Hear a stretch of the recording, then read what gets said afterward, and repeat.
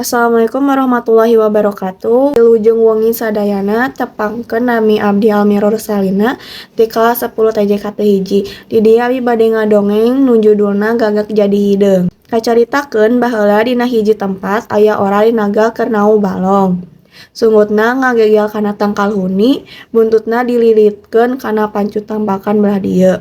Awakna malang dina balong, tuluy diayunkeun, dipake nauk balong. Tekung silila balong teh saat laukna sing kacopok loba jol datang gagak kadinya haritana mah gagak teh buluna bodas. Ujung-ujug corokok we laukna dipacokan nepi beak lauk nu baradagna. Kuray sanca teh katempoeun gagak maling lauk.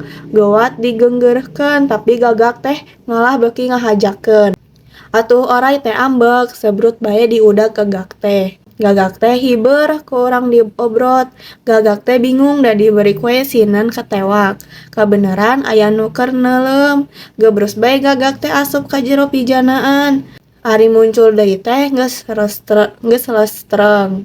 Barang jol oray sanca teh panglingeun da jadi hideung. Pok we oray sanca teh nanya, "Malih hideung maneh nempo sakadang gagak teu bieu liwat ka dieu?"